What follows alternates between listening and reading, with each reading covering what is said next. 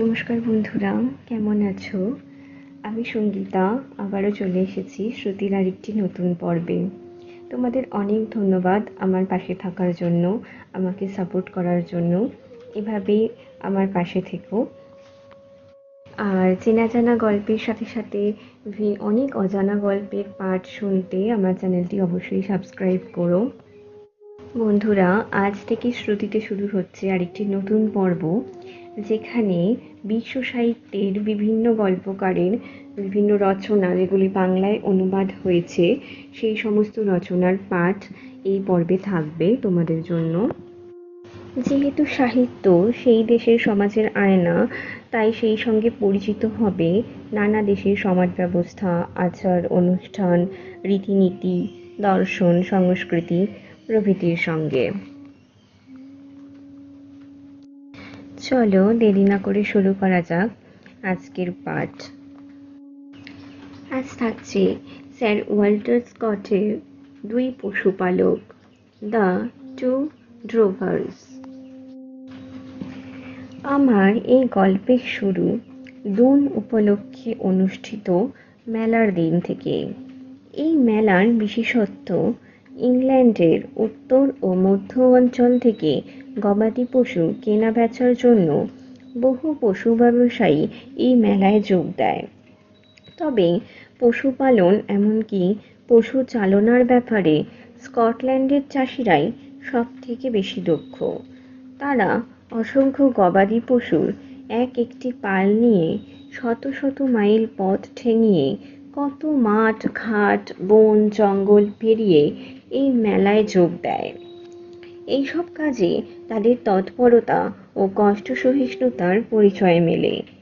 তাদের জানতে হয় পশুর পাল নিয়ে কোন পথ ধরে তারা এগোবে, পথে কোথায় মাঠ নদী জঙ্গল ও পাহাড় আছে তাদের সব জানতে হয়। তবে তারা সাধারণত পাকা বড় রাস্তা, যেসব রাস্তায় যানবাহন চলাচল বেশি করে সেই সব রাস্তা এড়িয়ে চলে। সাধারণত মেঠো পথ ফাঁকা মাঠের ওপর দিয়ে যেতে পছন্দ করে, কারণ গবাদি পশুরা সাধারণত মেঠো পথে চলতেই বেশি পছন্দ করে। যে সময়ের কথা লিখছি সেই সময়ে স্কটল্যান্ডবাসী এক পশুপালককে নিয়োগ করা হয়েছিল এক পাল গবাদি পশু এক স্থান থেকে অন্য স্থানে নিয়ে যাওয়ার জন্য।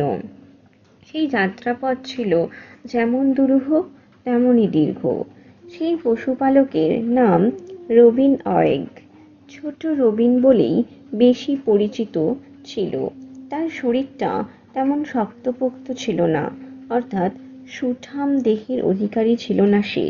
তবে শরীরটা হালকা হওয়ায় বেশ চটপটে ও দ্রুতগতি সম্পন্ন ছিল। পাহাড়ি হরিণের মতো সে ছিল যেমন ক্ষিপ্র তেমনই সদা সজাগ। অনেক বলিষ্ঠ চেহারার অধিকারী মানুষরাও তাকে হিংসে করত। ছোট রবিনের চোখ দুটো ছিল বেশ সপ্রতিভ, তেমনই উজ্জ্বল।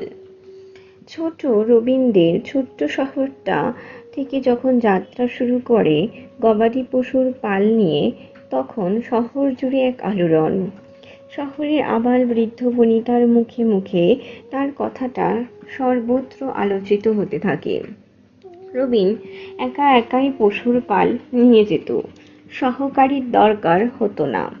তবে মাঝে মাঝে সে একজন বা কখনো দুজন ভাগ্নেকে সহকারী হিসাবে নিত। প্রচার ছিল রবিন অয়েগ নাকি অতীতের শেরউড জঙ্গলের বিখ্যাত রবিন হুডের বংশধর। সেই বংশগৌরবের জন্য যে নিজে বেশ গর্ব অনুভব করত, তবে তা নিয়ে কোনোদিন হামবড়াই ভাব সে দেখাতো না। রবিনকে বিদায় জানাতে শহরের অনেক মানুষ সমবেত হয়। শহরের আবার বৃদ্ধ বনিতার ভিড়।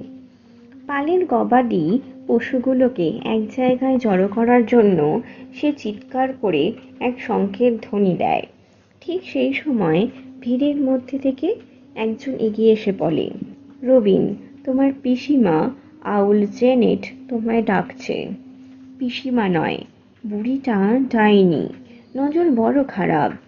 গবাদি পশুদের উপর নজর দিলে ফল খারাপ হবে। অন্য একজন বলল, না না, কোনো ক্ষতি করবে না, যত করলেও রবিন ওর ভাইপো। সেকালে স্কটল্যান্ডের ডাইনিরা মন্ত্রশক্তি প্রয়োগ করে গবাদি পশুদের নানা ক্ষতি করে দিত। হয় দলছাড়া হয়ে যেত, নয়তো সংক্রামক কোনো ব্যাধিতে আক্রান্ত হতো।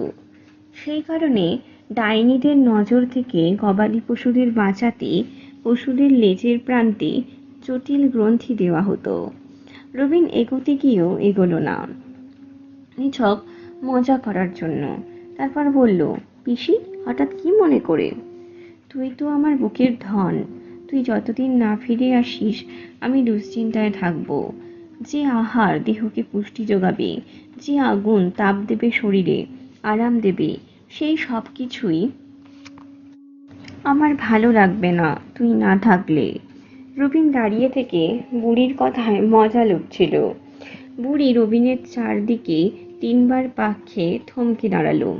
তারপর চিৎকার করে বলতে লাগলো, আমার ভাইপো, আমার বাপের নাতি, তোমার হাতে রক্ত লেগে, সেই রক্ত ইংরেজ রক্ত, যা আমাদের রক্তের থেকে লাল।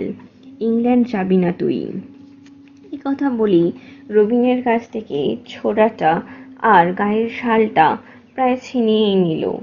রবিন পিসিকে বোঝানোর চেষ্টা করলো, বলল, পিসি, পাগলামি করো না, আমার শালটা ফিরিয়ে দাও, বাধা দিও না যাওয়ার সময়।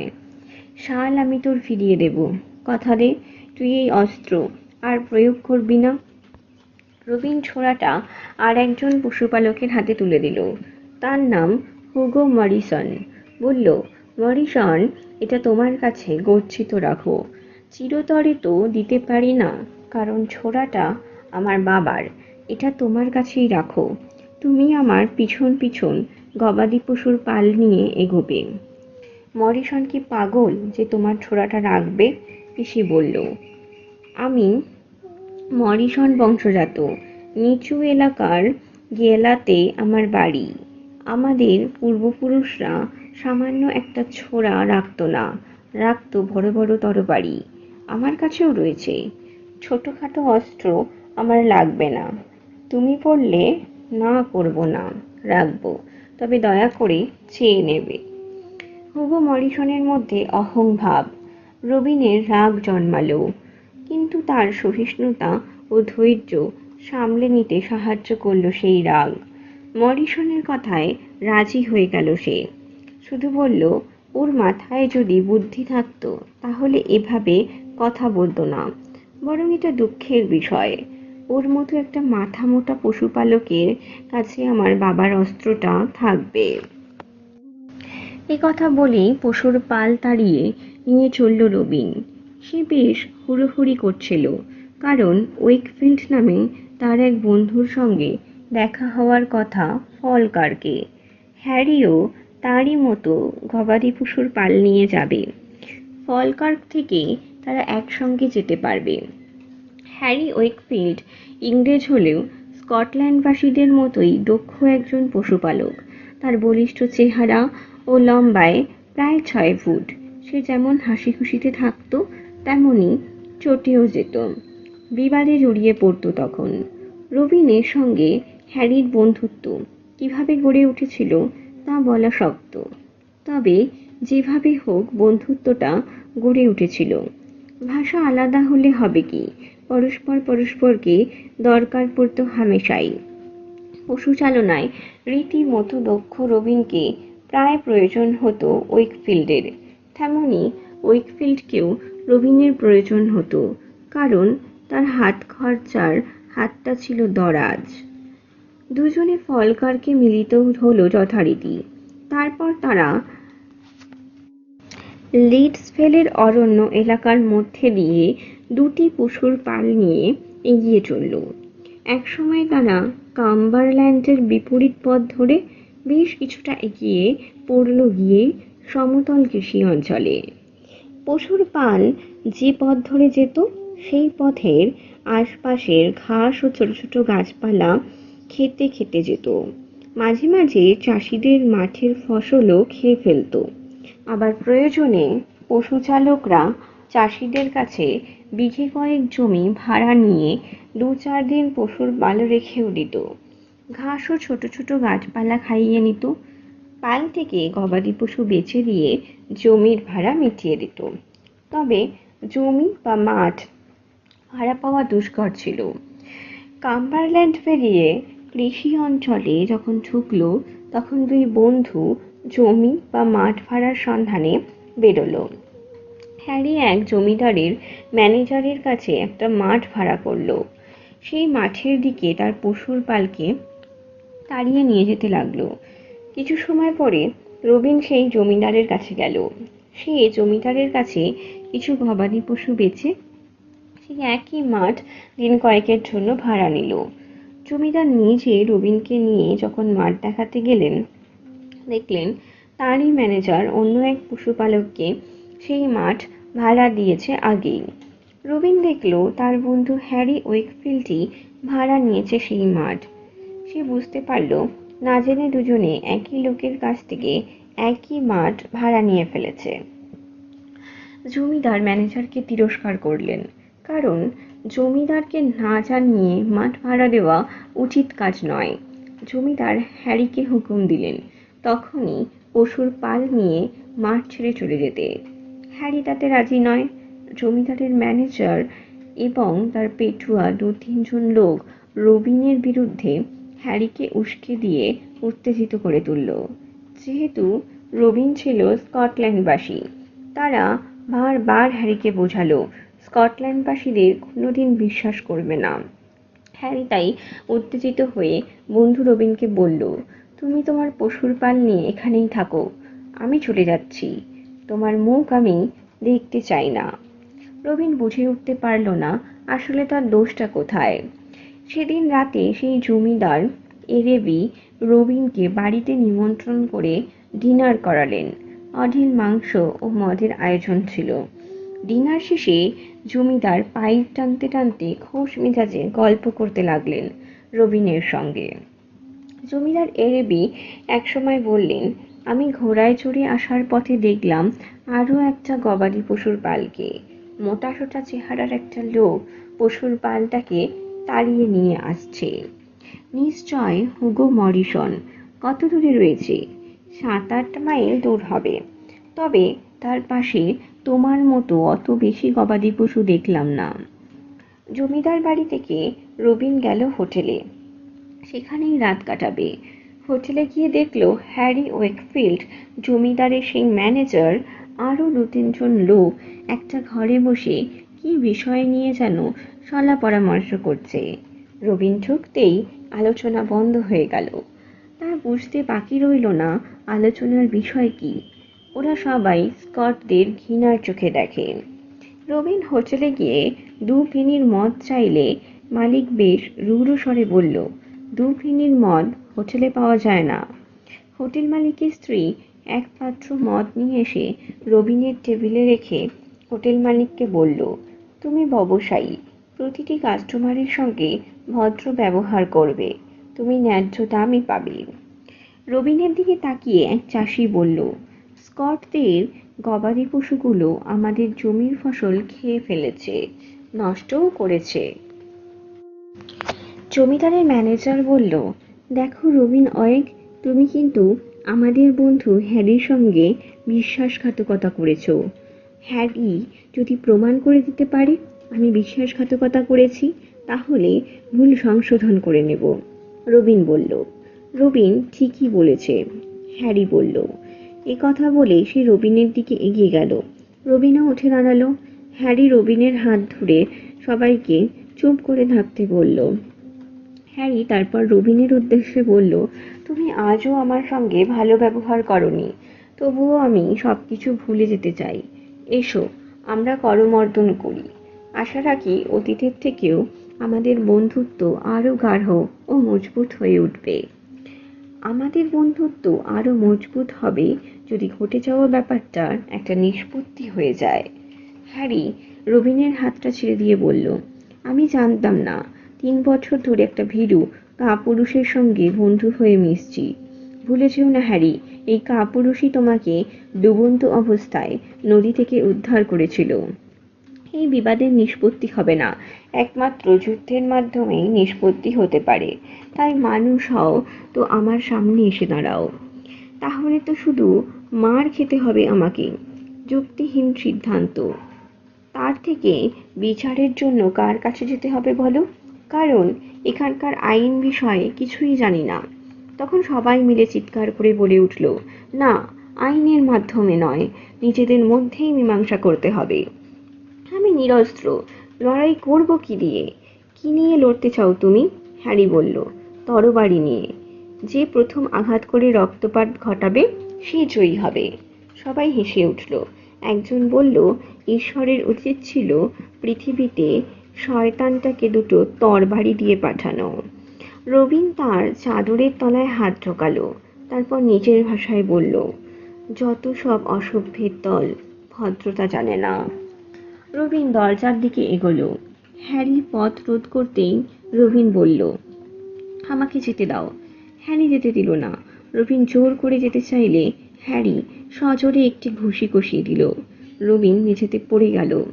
উপস্থিত সবাই বলল, ওকে ঘিরে ধরো, ওর রক্ত বেরিয়ে গেছে। রাগে থরথর করে কাঁপছিল রবিন। সে হ্যারির তুলনায় অনেক দুর্বল, তবু সে উঠে পড়ে আক্রমণ করলো হ্যারি। হ্যারি আবার এক ঝটকায় মাটিতে ফেলে দিল।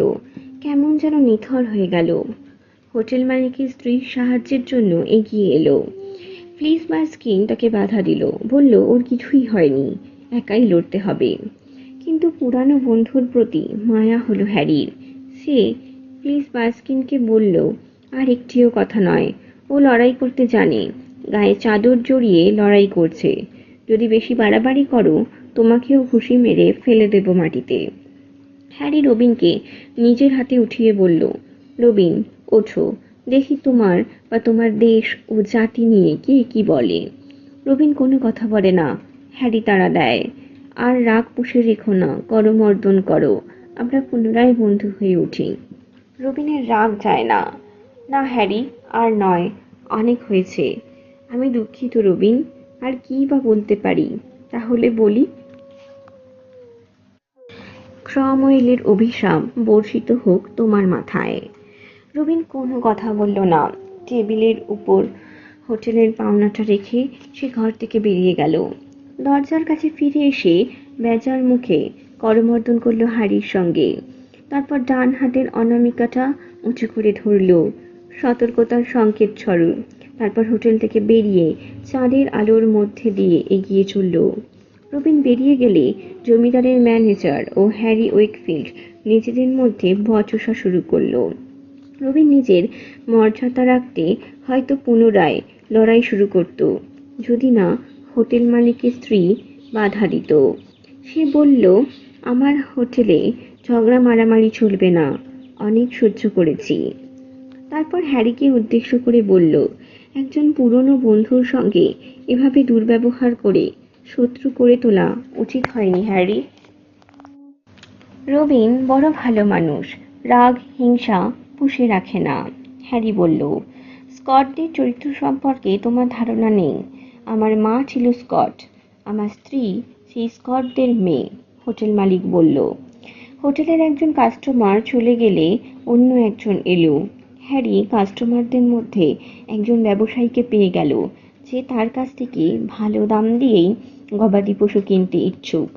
সেদিনে সেই দুর্ভাগ্যজনক ঘটনার স্মৃতি হ্যারি মুছে ফেললেও রবিন পারল না। রবিন বারবার নিজের মনে বলতে লাগলো, ছোড়াটা হাতছাড়া করা তার উচিত হয়নি। ছোড়াটা মরিসনের হাতে না দিলেও পারত। যাকগে, মরিসন তো এই পথেই আসছে। জমিদার নিজের চোখেই দেখে এসেছেন। রবিনের মাথায় খুন চেপে গেল। তার পিসি মিথ্যে বলে না, ইংরেজের রক্ত রয়েছে তার হাতে। হয়তো পিসির আশঙ্কাই সঠিক। যে পথে মরিসন আসছে সেই পথ দিয়ে জোরে হাঁটা লাগালো সে। চাঁদের আলোয় পথ চিনতে অসুবিধে হলো না। তার মনে দীর্ঘ একটা সংকল্প বাসা বাঁধল। শত্রুর ওপর প্রতিশোধ নেওয়ার বাসনা ছাড়া অন্য কোনো কামনা বাসনা নেই তার মনে। তার বংশগৌরব যা এতদিন সুপ্ত আগ্নেয়গিরির মতো ছিল, তা অতর্কিতে জেগে উঠল। মরিসন 7-8 মাইল দূরে। সে ঝড়ের গতিতে হাঁটতে লাগলো, যে পথ দিয়ে মরিসন আসবে গবাদি পশুর পাল নিয়ে। অনেক পথ পেরোনোর পর সে মরিসনের পালের পশুদের আওয়াজ শুনতে পেল। সে আরো জোরে পা চালালো। রবিনের ছোড়াটা চাই, যেটা মরিসনের কাছে সে জমা রেখেছে। আর দেরি সইছে না তার। তার বংশগৌরব, আত্মমর্যাদা ও আভিজাত্যকে কলুষিত করে দিয়েছে হ্যারি। বংশগৌরবের মহিমাকে নষ্ট করে দিয়েছে, যে বংশগৌরবকে আদর্শ হিসাবে ভক্তি শ্রদ্ধা করে এসেছে। মরিসনের সঙ্গে দেখা হতেই সে ছোড়াটা চেয়ে বসল। মরিসন রীতিমতো ভয় পেয়ে গেল। সেই কারণে প্রথমে ছোড়াটা দিতে চাইল না। তারপর রবিন আসল কথাটা গোপন করে অন্য অজুহাতে ছোড়াটা নিল মরিসনের কাছ থেকে। তারপর যে পথ দিয়ে এসেছিল সেই পথ দিয়ে ফিরে চলল হন হন করে। আকাশে তখনও চাঁদ শোভা পাচ্ছে। মরিসন বুঝতে পারল কিছু একটা ঘটেছে, হয়তো কাল সকালে শোনা যাবে ব্যাপারটা। কিন্তু যা ঘটার তা ঘটেই গেল। যেখান থেকে অপমানিত, লাঞ্ছিত, প্রহিত হয়ে পরাজয়ের গ্লানি মাথায় নিয়ে ফিরে এসেছিল, সেই হেস্কেটদের হোটেলেই ফিরে গেল সে। দরজার সামনে গিয়ে দেখল নাচ গান আনন্দ হই হুল্লোড় চলছে। আগে যারা ছিল তারা সবাই হাজির আছে। হ্যারি সবকিছু ভুলে গিয়ে গান গাইছে, অনেক নেশার করে ঝিমোচ্ছিল। হঠাৎ ঘরের মাঝখানে দাঁড়ালো রবিন, চিৎকার করে বলল, হ্যারি উইকফিল্ড, যদি মানুষ হও আমার সম্মুখে এসে দাঁড়াও। সবাই চমকে উঠল। রবিনের চোখে মুখে দৃঢ় সংকল্পের অভিব্যক্তি। হ্যাঁ, সামনে গিয়ে দাঁড়াবো, বন্ধু হয়ে, বিবাদ নয়, করমর্দন করব। সবাই বলতে শুরু করলো, স্কটটা আবার ফিরে এসেছে। পুনরায় দৃঢ় কণ্ঠে চিৎকার করে বলল রবিন, হ্যারি উইকফিল্ড, মানুষ যদি হও সামনে এসে দাঁড়াও। রবিন, তুমি নির্দোষ। তুমি ইংরেজদের মতো মুষ্টি শক্ত করে লড়াইয়ের জন্য ঘুষি চালাতেও জানো না। সেটার জন্য তুমি দোষী নও। তুমি স্কুলে পড়া মেয়ের মতো লড়াই করো, সেই জন্য তুমি দায়ী নয়। হ্যারি বলল, আমিও লড়াই করতে জানি। হ্যারি উইকফিল্ড ইতিমধ্যে দেখিয়ে দিয়েছে স্যাক্সনরা কিভাবে লড়াই করে। এখন আমি দেখাবো হাইল্যান্ডাররা কিভাবে লড়াই করে। একথা বলেই রবিন হাতের ছোড়াটা বসিয়ে দিল হ্যারির বুকে। একেবারে হাতল পর্যন্ত ঢুকিয়ে দিল সে। আর্তনাদ করে হ্যারি লুটিয়ে পড়ল। তারপর ছোড়াটা হ্যারির বুক থেকে তুলে নিল। তারপর ছুটে গিয়ে জমিদারের ম্যানেজারের গলায় ঢুকিয়ে দিল। তারপর বাইরে বেরিয়ে উঠোনে দাঁড়িয়ে থাকা কনস্টেবলের হাতে নিজেকে তুলে দিল স্বেচ্ছায়। পুলিশ সঙ্গে সঙ্গে হাজির না হলে হাজির থাকা লোকেরাই রবিনকে মেরে ফেলত। পুলিশ বিচারের জন্য রবিনকে নিয়ে গেল কার্লিসলেতে। চলে যাওয়ার আগে রবিন টেবিলের উপর শায়িত হ্যারির মৃতদেহের মুখের উপর থেকে কাপড় সরিয়ে দেখল। তারপর যথারীতি মুখের উপর ঢাকা দিয়ে বলল, হ্যারি বড় সুন্দর ছিল। কাহিনীর এখানেই ইতি। ক্যাম্বারল্যান্ডের অধীন কার্লিসলেতে রবিনয়েগের বিচার শুরু হলো। একজন স্কট ব্যারিস্টার ও স্বনামধন্য ব্যক্তি হিসাবে বিচারকদের সঙ্গে হাজির থাকার জন্য আমন্ত্রণ জানানো হলো আমাকে। সেই আমন্ত্রণ জানালেন ক্যাম্বারল্যান্ডের শেরিফ স্বয়ং। মামুলি কোনো এক প্রতিহিংসা চরিতার্থ করার বাসনাকে প্রশ্রয় দিয়ে পুরনো এক বন্ধুকে হত্যা করে জঘন্য অপরাধ করেছে রবিন। আদালতে উপস্থিত থাকা প্রতিটি মানুষ তাকে ঘৃণার চোখে দেখল। কিন্তু যখন সবাই জানতে পারল আর প্রকৃত কারণ, রবিনের স্বভাব মোটেই বর্বরচিত নয় এবং নিষ্ঠুরতা ও প্রতিহিংসা পরায়ণতার জন্য নয়, তার জাত্যাভিমান, বংশমর্যাদা, আত্মসম্মান, হ্যারি ও তার ইংরেজ সঙ্গীদের দ্বারা লাঞ্ছিত হওয়ায় সেই নিষ্ঠুর কাজ করেছে, তখন সবাই তাকে ক্ষমা করে দিল। পরে বন্ধু হ্যারি সেই মাঠ ভাড়া নিয়েছে জেনে সে মাঠটাকে ভাগাভাগি করে থাকতে চেয়েছিল। হ্যারি রাজি হয়নি।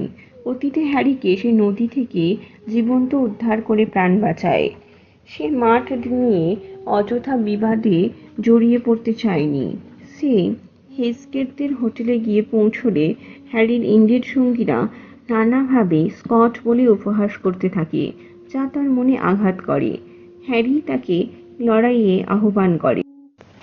পরিশেষে বিচারক জুরি মহোদয়দের এই কথাও মনে করিয়ে দেন, আসামি যদি সত্যিই অপরাধ করে থাকে, অপরাধী সাব্যস্ত হয়, তাহলে সাজা মুকুব তো দূরের কথা, লঘু করাও যায় না। তার শাস্তি অবশ্যই দৃষ্টান্তমূলক হওয়া প্রয়োজন, নইলে ভবিষ্যতে যে কেউ যে কোনো কারণে তরবারি বা ছোরা দিয়ে কাউকে হত্যা করতে ভয় পাবে না। বিচারক রবিনের ফাঁসির হুকুম দেন।